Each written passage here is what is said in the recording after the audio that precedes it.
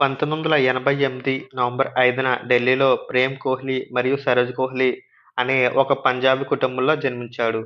విరాట్ కోహ్లీకి ఒక అన్నయ్య వికాస్ మరియు అక్క భావన ఉన్నారు. కోహ్లీ నాన్నగారు ఒక క్రిమినల్ లాయర్. కోహ్లీకి 3 సంవత్సరాల వయసు ఉన్నప్పుడే బ్యాట్ పట్టుకున్నాడు. బంతిని వాళ్ళ నాన్నకి చూపించి బౌలింగ్ వేయమని అడిగేవాడు. ఆ రోజు నుండి కోహ్లీ బ్యాట్ వదల్లేదు. కోహ్లీ కుటుంబం ఢిల్లీలో ఉన్న ఉత్తమనగర్‌లో ఉండేవాళ్ళు. కోహ్లీ విశాల్ భారత్ పబ్లిక్ స్కూల్‌లో చదువుకున్నాడు. స్కూల్‌లో చదువుకుంటూనే సాయంత్రం మాట్లు క్రికెట్ ఆడేవాడు. కోహ్లీ వీధిలో ఉన్న పిల్లలతో ఆడడం అంటే ఎంతో ఇష్టపడేవాడు. వాళ్ళతో క్రికెట్ ఆడుతున్నప్పుడు కోహ్లీ ఆటను వాళ్ళ నాన్నగారు గమనించేవారు. బాగానే ఆడుతున్నాడు అనుకునేవారు. ఇరుగుపొరుగు వారు కూడా గమనించి, "మీ అబ్బాయి బాగా ఆడుతున్నాడు. ఎక్కడైనా శిక్షణ ఇప్పించండి. ఈ గల్లీలో ఆడి టైం వేస్ట్ చేసుకోవడం ఎందుకని" వాళ్ళ నాన్నగారికి సలహాలు చెప్పేవారు. ఆయనకు కూడా ఆ సలహాలు నచ్చాయి. అదే సమయంలో అంటే 1998లో రాజ్‌కుమార్ శర్మ గారు వెస్ట్ ఢిల్లీ క్రికెట్ అకాడమీని స్థాపించారు. అక్కడికి 9 సంవత్సరాల ఆ వయసున్న కోహ్లీని తీసుకొని వాళ్ళ నాన్నగారు వెళ్లారు. రాజ్‌కుమార్ గారు కోహ్లీని పరీక్షించే అకాడమీకి ఫస్ట్ బ్యాచ్‌లో చేర్చుకున్నారు. అకాడమీలో కోహ్లీ ఎప్పుడూ హుషారుగా ఆడుతుండేవాడు. అతని ఎనర్జీకి రాజ్‌కుమార్ గారు ఆశ్చర్యపోయేవారు. అదే సమయంలో మరో కోచ్ సుమిత్ దర్గా అకాడమీలో కూడా క్రికెట్ మ్యాచ్ ప్రాక్టీస్ చేస్తుండేవాడు. కోహ్లీ క్రికెట్ ఎలా ఆడుతున్నాడంటే, "ఇంక చాలు ఇంటికెళ్ళు" అని కోహ్లీ ఎప్పుడూ ఆడుతూనే ఉండేవాడు. కోహ్లీ తన యాటిట్యూడ్‌తో అందరిని ఆకట్టుకునేవారు. ఎలాంటి ప్లేస్‌లో అయినా సరే బ్యాటింగ్‌కి సిద్ధంగా ఉండేవాడు. అకాడమీ దూరంగా ఉంటుందని 9వ తరగతిలోని పశ్చిమ బీహార్‌లో ఉన్న జావియర్ కాన్వెంట్‌లో చేర్పించారు.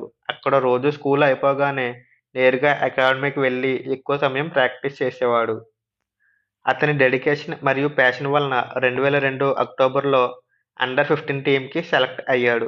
ఆ జట్టు తరపున 2002, 2003లో పూణె వివగర్ టోర్నమెంట్‌లో మొదటిసారి ఆడారు. ఈ టోర్నమెంట్‌లో ఒక్కో ఇన్నింగ్స్‌లో 34.5 సగటున 172 పరుగులు చేశాడు. అప్పుడే అతనిలో నాయకత్వ లక్షణాలు నచ్చి 2003, 2004 ఉమ్రిగడ్ ట్రోఫీ ఆడినప్పుడు టీమ్ కెప్టెన్‌ని చేశారు. ఆ టోర్నమెంట్ యావరేజ్ 75లో 390 పరుగులు చేశాడు. ఈ 5 ఇన్నింగ్స్‌లో 2 సెంచరీలు మరియు 2 హాఫ్ సెంచరీలు ఉన్నాయి. 2003, 2004 చివర్లో విజయ్ మర్చెంట్ ట్రోఫీ కోసం ఢిల్లీ అండర్-17 టీమ్‌కి ఎంపిక అయ్యాడు. ఈ టోర్నమెంట్‌లో 4 మ్యాచెస్ ఆడాడు. అందులో 2 సెంచరీలు మరియు 250 హై స్కోర్ మొత్తం 470 పరుగులు సాధించాడు. దాంతో అండర్-17 టీమ్ విజయ్ మర్చెంట్ ట్రోఫీ గెలుచుకుంది. మళ్ళీ 2004, 2005లో విజయ్ మర్చెంట్ ట్రోఫీ ఆడాడు. 7 ఇన్నింగ్స్‌లో 2 సెంచరీలతో 757 పరుగులు సాధించాడు. ఇవన్నీ చూసి 2006 ఫిబ్రవరి మొదటిసారి ఢిల్లీ తరపున లిస్ట్‌లో చేర్చారు. కానీ ఆ మ్యాచ్‌లో బాగా ఆడలేకపోయాడు. 2006 జూలైలో ఇంగ్లాండ్ టూర్‌లో అండర్-19 జట్టుకి కోహ్లీని ఎంపిక చేశారు. అండర్-19 తరపున 3 మ్యాచ్‌లు ఆడి 105 యావరేజ్ స్కోర్ చేశాడు. అప్పటి వరకు ఇంగ్లాండ్ పిచ్‌ల మీద మనవాళ్లు ఆడడానికి ఇబ్బంది పడేవారు. కానీ కోహ్లీ మాత్రం సొంత గడ్డపై ఆడినట్లుగానే ఆడేవాడు. దాంతో భారత జట్టు అండర్-19 విజయం సాధించింది. అండర్-19 తరపున 3 టెస్ట్ మ్యాచ్‌లు ఆడి 49 స్కోర్ చేసి టీమ్‌ని గెలిపించాడు. ఆ టోర్నమెంట్ అండర్-19 జట్టుకి 2 సిరీస్‌ల్లో విజయం సాధించింది. కోహ్లీ ఆటతీరుకి అండర్-19 జట్టు కోచ్ లాల్ చంద్రరాజ్ బాగా ఇంప్రెస్ అయ్యాడు. ఆ సమయంలో కోచ్ మాట్లాడుతూ, "కోహ్లీ చాలా స్ట్రాంగ్. తన డెడికేషన్‌తో ఆడుతున్నాడు. భవిష్యత్తులో మంచి క్రికెటర్ అవుతాడు" అని అప్పుడే పొగిడారు. 2006 సెప్టెంబర్‌లో పాకిస్తాన్ టూర్‌లో అండర్-19 తరపున సెలెక్ట్ అయ్యాడు. అప్పుడు 50 యావరేజ్‌తో టెస్ట్ సిరీస్ ఆడాడు. అలాగే 46 యావరేజ్‌తో వన్‌డే మ్యాచెస్ ఆడాడు. అదే సమయంలో ఒక పక్క తన తండ్రి చేసిన వ్యాపారంలో నష్టాల పాలు అవ్వడం, అద్దె ఇంట్లోకి మారడం, ఆర్థిక పరిస్థితి పూర్తిగా దిగజారిపోవడం జరిగింది. అయినా కూడా కోహ్లీ ఆ బాధలన్నీ ఇంటి దగ్గరే మర్చిపోయేవాడు. గ్రౌండ్‌కి వస్తే బ్యాట్ తప్ప మరేం గుర్తుకు వచ్చేది కాదు. 2006 నవంబర్‌లో ఫస్ట్ క్లాస్ మ్యాచ్‌లో మొదటిసారి సెలెక్ట్ అయ్యాడు. అప్పుడు తమిళనాడుపై ఆడాడు. ఆ ఇన్నింగ్స్‌లో 10 పరుగులు మాత్రమే చేశాడు. 2006 డిసెంబర్ 17న రంజీ ట్రోఫీలో ఢిల్లీకి, కర్ణాటకకి మధ్యన మ్యాచ్ జరుగుతుంది. ఢిల్లీ దాదాపుగా మ్యాచ్ ఓడిపోయే స్థితిలో ఉంది. అప్పుడు కోహ్లీ రంగంలోకి దిగాడు. ఆ రోజు ఆట ముగిసింది. ఆ తర్వాత రోజు ఉదయం 3 గంటలకు తండ్రి మరణించాడని గుండె పగిలే వార్త తెలిసింది. కానీ తను బ్యాటింగ్ చేయకుండా వెళ్ళిపోతే ఢిల్లీ ఓడిపోతుంది. తనను అల్లారుముద్దుగా పెంచిన తన తండ్రి మరణం ఒక పక్క బాధ. ఈ బాధలన్నీ 18 ఏళ్ల కోహ్లీ ఏం చేయాలో అర్థం కాక అలాగే ఉండిపోయాడు. తన తండ్రికి ఘనమైన నివాళి ఇవ్వాలనుకున్నాడు. బ్యాట్ పట్టుకుని గ్రౌండ్‌లోకి దిగాడు. అతనికి ఒకటే గుర్తుంది. తన తండ్రి ఆత్మకి శాంతించడానికి తను ఏదైనా చేయాలి. ఢిల్లీ గెలవాలి. తన సంకల్పం నిజమైంది. ఆ మ్యాచ్‌లో 90 పరుగులు చేసి విజయానికి తొలిమెట్టు అయ్యాడు. తండ్రి అంత్యక్రియలకు వెళ్లి ఘనమైన నివాళి ఇచ్చాడు. ఈ ఒక్క ఘటన చాలు కోహ్లీ మనోధైర్యానికి. ఈ ఒక్క సంఘటన చాలు. యూత్ తలుచుకుంటే ఏమైనా చేయొచ్చని. ఈ ఒక్క సంఘటన చాలు కోహ్లీని అభినందించడానికి. మరుసటి రోజు బాధపడుతూ ఒక బెంచ్ మీద కూర్చున్నాడు. అలా కూర్చుంటే తన తండ్రి క్షమిస్తాడా? తన తండ్రికి నచ్చదు అనుకున్నాడు. భగవంతుడు ఇచ్చే ప్రతి నిమిషాన్ని మన కర్తవ్యానికి వినియోగించాలి.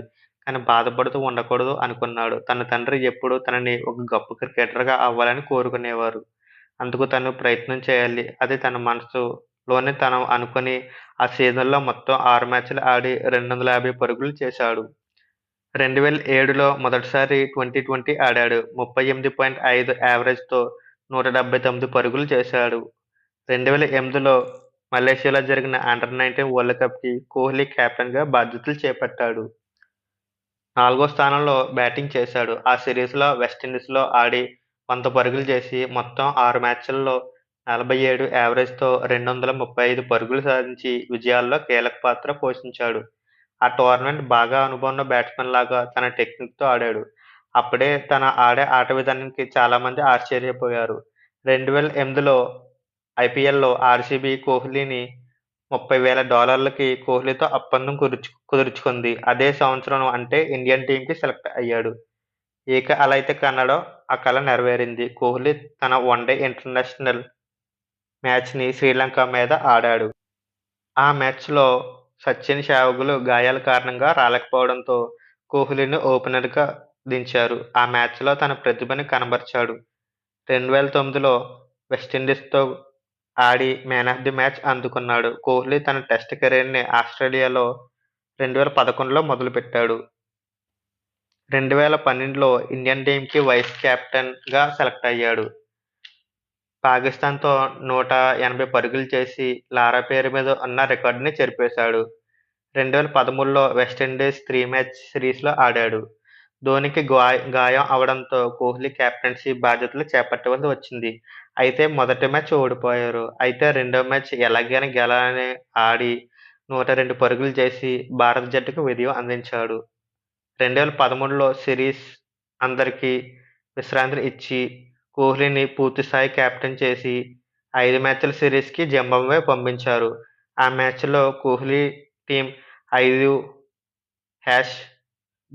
తేడాతో విజయం అందుకుంది. 2014లో ఐసీసీ వరల్డ్ టీ20కి ధోనీ నాయకత్వం వహించగా కోహ్లీ వైస్ కెప్టెన్‌గా ఉన్నాడు. ఈ టోర్నమెంట్‌లో కోహ్లీ అద్భుతమైన ప్రదర్శన ఇవ్వడంతో man of the match tournament award అందుకున్నాడు. ధోనీ గాయాల నుండి పూర్తిగా కోలుకోకపోవడంతో 2014లో డిసెంబర్‌లో జరిగేవి ఆస్ట్రేలియా టూర్‌లో కోహ్లీని ఫస్ట్ టెస్ట్ మ్యాచ్‌లో కెప్టెన్‌గా నియమించారు. టెస్ట్‌లో మొదటిసారి కెప్టెన్ బాధ్యతలు చేపట్టి 100 పరుగులు సాధించి నాలుగో భారతీయ క్రికెటర్‌గా రికార్డ్ సృష్టించాడు. రెండవ టెస్ట్‌లో ధోనీ కెప్టెన్‌గా వచ్చాడు. మూడో టెస్ట్‌లో ధోనీ సంచలన నిర్ణయం తీసుకొని తాను టెస్ట్‌ల నుంచి రిటైర్ అవుతూ ప్రకటించడంతో కోహ్లీకి పెర్మనెంట్‌గా కెప్టెన్ అవకాశం వచ్చింది. అలాగే 2017 ధోనీ వన్‌డే ఇంటర్నేషనల్‌కి కెప్టెన్సీ నుండి తప్పుకున్నట్లు ప్రకటించాడు. విరాట్ కోహ్లీకి అన్ని మ్యాచ్‌ల ఫార్మాట్‌లకి కెప్టెన్సీ బాధ్యతలు అప్పగించారు. కెప్టెన్సీ భారాన్ని మోస్తూనే తన రికార్డ్స్ క్రియేట్ చేసేవాడు. వన్‌డేలో అత్యంత వేగంగా 1000 పరుగులు చేసిన క్రికెటర్‌గా నిలిచాడు. ప్రపంచంలో 10,000 పరుగులు వేగంగా సాధించిన క్రికెటర్‌గా, ప్రపంచంలో 35 సెంచరీలు సాధించిన క్రికెటర్‌గా, టెస్ట్‌లో, వన్‌డేలో, టీ20లో 50కి పైగా యావరేజ్ ఉన్న ఏకైక బ్యాట్స్‌మన్‌గా రికార్డు క్రియేట్ చేశాడు. క్రికెట్‌లో అతను చూపించిన ప్రతిభకు 2013లో భారత ప్రభుత్వం అర్జున అవార్డ్, 2017లో పద్మశ్రీ అవార్డ్, 2018లో రాజీవ్ గాంధీ ఖేల్ రత్నతో పాటు sir Garfield Sobers trophy, ICC player of the year 3, ICC చెస్ player of the year 1, ICC spirit of cricket 2019లో 1 Polly Umrigar award of international cricketer of the year 5, Wisden leading cricketer in the world award 3, CEAT intel career of the year 3, Barmy of international player award, ఇలా మరెన్నో రివార్డులు అందుకున్నాడు. 2017లో షీరైన్ అనుష్కని వివాహం చేసుకున్నాడు.